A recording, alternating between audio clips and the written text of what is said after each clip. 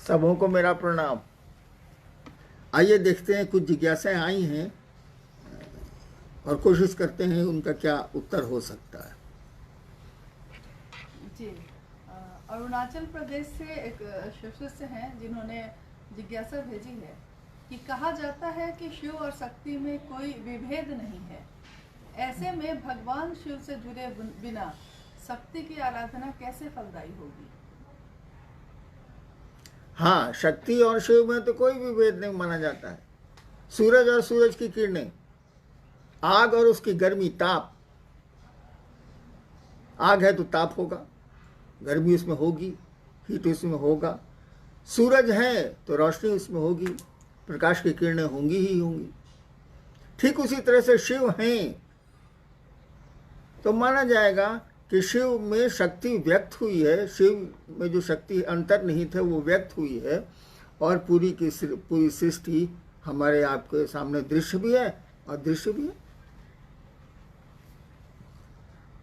ये शक्ति कहा जाता है कि या शक्ति शिव से शक्ति, जो भी शक्तियां हैं वो शिव की शक्तियां हैं, अनंत शक्तियां हैं। मूल रूप से तो जो शक्ति मानी जाती है उसकी पूजा हो भी रही है, गौरी हैं और अन्य शक्तियां हैं जो मूल रूप से मानी जाती हैं। उनके नीचे तो असंख्य अनंत शक्तियां हैं। तो शिव के बिना तो शक्ति हो नहीं सकती, और शक्ति ना हो तो शिव भी जाने नहीं जाएंगे, अव्यक्त होंगे। जो महाकाल की स्थिति है, जब काल ही नहीं था तब भी शिव थे। काल का अर्थ होता है जब कुछ बनेगा तो काल शुरू होगा। जैसे घड़ी बन जाएगी तब समय शुरू होगा कि इस तारीख को बनी थी, इतने दिन चलेगी, इसके बाद ये खत्म हो जाएगी। दवा बनी है, इतने दिन ठीक रहेगी, उसके बाद इसकी शक्ति घटती चली जाएगी। तो महाकाल का यही कॉन्सेप्ट है, महाकाली का भी यही कॉन्सेप्ट है। जब काल नहीं था यानी सृष्टि नहीं थी तब भी ये थे, लेकिन वहाँ शक्ति अव्यक्त है शिव में। शिव की इच्छा अव्यक्त है शिव में, व्यक्त नहीं हुई है, उसका प्रस्फुटन नहीं हुआ है। जैसे शक्ति व्यक्त हुई है तब वही 5 तत्व और 3 गुणों का निर्माण हुआ है और पूरी सृष्टि बनती चली गई है क्रमशः। सवाल है कि क्या शक्ति की जी विभेद नहीं है कोई, वो तो नहीं है शिव और शक्ति में। हाँ। तो ऐसे में भगवान शिव से जुड़े बिना शक्ति की आराधना कैसे फलदायी होगी? देखिए, आराधना का उद्देश्य क्या है, पहले तो ये महत्वपूर्ण है। आप चाहते क्या है? आप भगवती से क्या मांगना चाहते हैं? सुख, धन, धान्य, वैभव, इस जगत की चीजें, या भगवती को ही मांगना चाहते हैं? जैसे है ना, शिव से हम मांगते हैं, शिव को कहाँ कोई जल्दी मांगता है। तो भगवती से अगर मान लेना चाहते हैं तो शिव की पूजा की बहुत महत्ता नहीं है, वो दे देंगी। हालांकि शक्ति उन्हीं की है, लेकिन वो दे देंगी। देवियों की स्वतंत्र पूजा होती ही होती है, पहले नहीं होती थी, अब तो होने लगी है, बहुत दिनों से, बहुत हजार वर्षों से हो रही है। लेकिन अगर भगवती को चाहेंगे आप, तब तो शिव की आराधना मस्त है, कोई उपाय नहीं है हमारे आपके पास, क्योंकि उन्हीं की शक्ति है, उन्हीं की इच्छा है। शक्ति कहा जाता है, शिव की इच्छा शक्ति है, और उन्हीं की इच्छा से सारा जगत चल रहा है, वही शक्ति काम कर रही है। तो शक्ति से अगर जगत मांग रहे हैं तो मिल भी सकता है, लेकिन शक्ति को ही मांग रहे हैं, भगवती को ही अपना बनाना चाहते हैं, तब तो शिव की आराधना अनिवार्य है, आवश्यक है। कोई उपाय हमारे आपके पास नहीं है। जगत मांगिएगा तो दे सकती, देती ही। जी, पटना से एक गुरु बहन है जिन्होंने पूछा है कि शिव गुरु चर्चा के बिना, जैसा कि अभी लोगों को लगता है कि बंद कर दिया गया है, तो शिव गुरु चर्चा के बिना मन व्याकुल है, व्यथित है, 3 सूत्र का पालन नहीं हो पा रहा है, तो कैसे करें? चर्चा के बिना मन व्यथित, बाह्य परिवेश ऐसा है कि हमको आपको चर्चा की अनुमति नहीं मिलेगी, क्योंकि हमारे आप पर ही शारीरिक खतरा है। 3 सूत्र में दूसरा सूत्र है चर्चा करना। चर्चा का मानी क्या होता है, अर्थ क्या होता है? शिव गुरु चर्चा का प्रयोजन है कि दूसरे आपकी शिव चर्चा से शिव की ओर बढ़ें, शिव को अपना गुरु माने, उनका जीवन शिवमय हो, सुखमय हो, शांति उनको मिले। ये प्रयोजन है शिव चर्चा का। लेकिन 3 सूत्रों में 2 सूत्र और भी हैं भाई साहब। पहला सूत्र है कि अपने गुरु शिव से दया मांगिए, दया की याचना करिए, मन उस दया की स्थिति में जाए। और तीसरा सूत्र है अपने गुरु को प्रणाम करिए। आपने शिष्यानुभूति मेरी पतली सी पुस्तक है, उसको पढ़ा होगा। उसमें लिखा हुआ है कि शिव शिष्यता के लिए अनिवार्य एक ही चीज है, वो है अस्थायी शिष्य भाव। यानी शिव हमारे गुरु हैं, शिव मेरे गुरु हैं, यह भाव खंडित नहीं हो। जैसे आज तिथि खंडित हो गई, 9वीं में 10वीं घुस आई, कभी कभी चतुर्दशी में अमावस्या घुस आती है। अस्थायी शिष्य भाव चाहिए। यानी मैं शिव का शिष्य हूं तो हूं, इसमें कोई भी संशय, कोई भी 2 बातें नहीं होंगी। शिव मेरे गुरु हैं तो हैं। अगर अस्थायी शिष्य भाव है तो अस्थायी मन नमन की स्थिति में जाएगा, अस्थायी रूप से जाएगा। अस्थायी रूप से मन शिव से दया की याचना में जाएगा। बोलने या करने जैसा कुछ भी नहीं।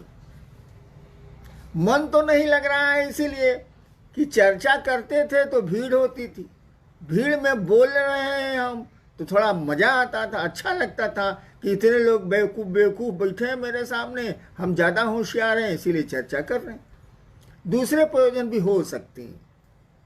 एक आदमी का प्रयोजन हो सकता है कि लोगों को सुना रहा वो कि शिव की चर्चा सुन के ये लोग शिव की ओर चलेंगे, शिव इनके गुरु होंगे, शिव से जुड़ेगा इनका मन, तो कम से कम शैतानियत से तो बचेगा। और कुछ की मनसा होगी कि भीड़ है, इतने लोग मेरे हैं तो कुछ लौकिक जगत मिल ही जाएगा, सम्मान मिल ही जाएगा, सुविधाएं मिल ही जाएंगी, अन्य काम भी धरती के हो ही जाएंगे। तो ऐसे लोगों को ज़्यादा तकलीफ हो रही है, जिनका जगत छूट रहा है चर्चा के बिना, जागतिक सुख सुविधाएं कम हो रही हैं चर्चा के बिना। उनको तो दर्द होगा भैया कि कुछ मिल नहीं रहा है, न सम्मान मिल रहा है, न सुविधा मिल रही है, न पैसे मिल रहे हैं, ये क्या हो रहा है। शोर तो वही लोग ज़्यादा करेंगे।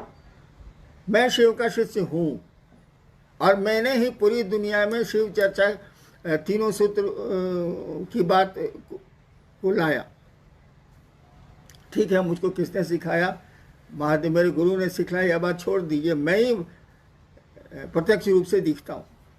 मेरे मन में कभी ऐसा नहीं हुआ कि 6-7 महीने से शिव गुरु की चर्चा मेरे द्वारा बंद है, मेरी शिष्यता का क्या होगा। कभी नहीं आया मेरे मन, क्योंकि शिव मेरे गुरु हैं, चर्चा हो या नहीं हो क्या अंतर आता। महादेव मेरे गुरु हैं, जब मौका मिलेगा तो लोगों को शिव की ओर प्रेरित करेंगे। अगर शिव चर्चा बंद होने से आपकी शिव शिष्यता खंडित हो रही है, आपकी शिव शिष्यता कमजोर हो रही है, तो लानत है ऐसे शिव शिष्यों पर। ऐसे शिव शिष्यों को शिव शिष्यता छोड़ देनी चाहिए, यह मेरी राय। नेक्स्ट। बनारस से एक शिव शिष्य हैं, उन्होंने कहा है कि शिव शिष्य बहुत दिनों से नमः शिवाय कर रहे हैं, कुछ लोग मना करने पर भी करोड़ों कर चुके हैं, तब भी उन्हें शांति नहीं है और परेशानियों की शिकायत करते हैं। क्यों? परम शांत की पूजा करके भी इतनी अशांति क्यों है? मैंने इतने दिन से नमः शिवाय करते हैं, करोड़ों कर चुके हैं जी। अच्छा, तो परम शांत की पूजा करके अशांति, इतनी अशांति क्यों है जी? तभी उन लोगों को शांति नहीं मिली, बोलते हैं। पहले तो नमः शिवाय आपने करोड़ों कर लिया, जैसा प्रश्न आया है, करोड़ों कर लिया। मैं ऐसे लोगों से मिला हूं जिन्होंने अरबों नमः शिवाय किए, और मेरे साथ रहे हैं वो लोग जिन्होंने अरबों नमः शिवाय किए हैं। 24 घंटे यही काम ही करता था वो। और उसके बाद मैंने देखा उस आदमी को कि आदमी नहीं रह गया था। उसका व्यवहार बहुत अहंकारी हो गया था। अंग्रेजी का शब्द इस्तेमाल किए तो वो इडियट हो गया था।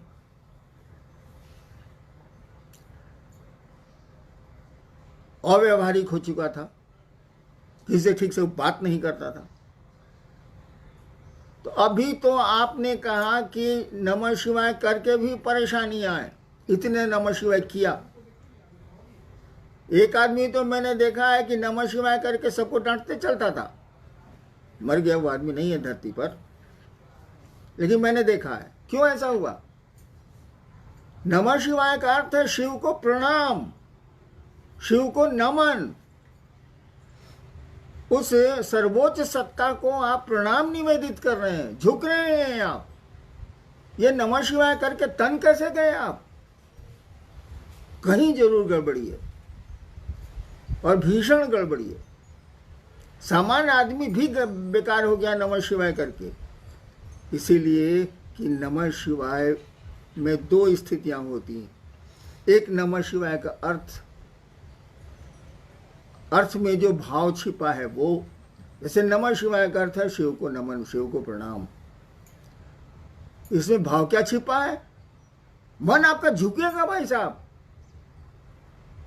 प्रणाम करिएगा किसी को तो मन झुकेगा। बिना झुके भी प्रणाम होता है, खूब होता है। हम लोग लाचारी में धरती पर बहुतों को प्रणाम करते हैं और मन ही मन सोचते हैं कि साल कहाँ से बैठा गया, आज खाना नहीं मिलेगा।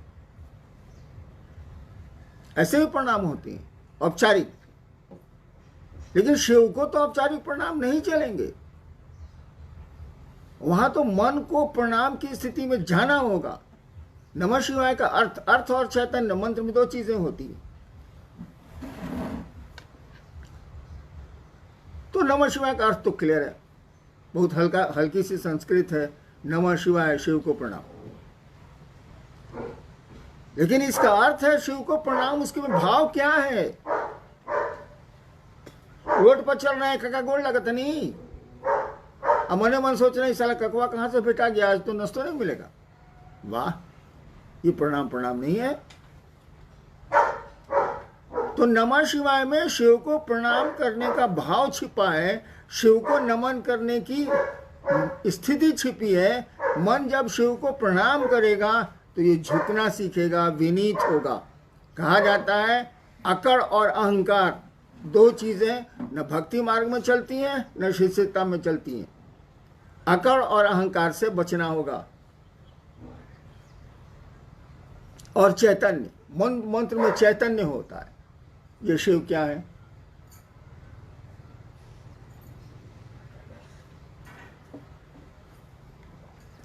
जब ये समझ में आएगा कि ये शिव क्या है, ये गुरु की दया से ही होता है। मंत्र का देवता ही, गुरु ही समझाता है और मंत्र में चैतन्य डालता है। उसमें जो ज्ञान है उस मंत्र में, उसको डालता है शिष्य में। जब मंत्र में अर्थ और ज्ञान दोनों आएगा, क्या आप बात करते हैं, एक मन है नमः शिवाय आपको शिव बना देगा। करिए तो सही, ये करोड़ों काहेला कर रहे हैं।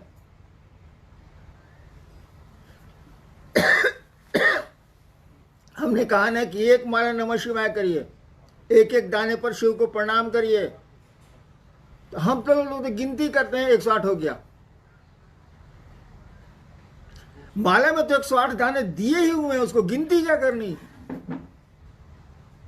और सांसों पर करिएगा तो सांसों की माला पे तो गिनती का सवाल ही नहीं। और आपकी सांसें भी फिक्स्ड है, हर एक आदमी को तय है कि कितनी सांसें लेगा ये धरती पर। तो नमः शिवाय में अर्थ और चैतन्य, अर्थ तो आप समझ सकते हैं, लेकिन चैतन्य के लिए गुरु की दया जरूरी है, उस मंत्र के देवता की दया जरूरी है। वो जब मिलेगी तो एक बार का नमः शिवाय आपको शिव के रास्ते में उठा के रख देगा। एक बार का नमः शिवाय कहा ही जाता है कि एक बार आपने शिव को प्रणाम कर लिया, निश्चल प्रणाम कर लिया, फिर प्रणाम की ज़रूरत नहीं है। फिर तो मन परमानेंट अस्थायी रूप से शिव भाव में चला जाएगा। आपने करोड़ों किए हैं, हुआ क्या? नमः शिवाय तो किया आपने, बस करते गए, न अर्थ समझा उसका ठीक से, न मंत्रों का अर्थ दिमाग में आया। कर रहे हैं तो कर रहे हैं, अर्थ जानते हुए भी आप माला पर आपका ध्यान है। और मन धीरे धीरे समझने लगा कि हम तो 1 लाख 2 लाख 1 करोड़ नमः शिवाय कर दिए, साला सामने वाला क्या बोलेगा हमसे। और अहंकार आपको छाया। अहंकार किसी को भी छाएगा तो धरती पर उसके संबंध बिगड़ेंगे, आध्यात्म में तो पूरी तरह बिगड़ जाएंगे। इसलिए याद रखिए भाई साहब, शिव शिष्यता में या भक्ति में अकड़ और अहंकार इसको हटाइए। इसके जब तक ये नहीं हटेगा तब तक आपका नमः शिवाय फलदायी नहीं होगा। वैसे धरती के छोटे मोटे काम हो जाए।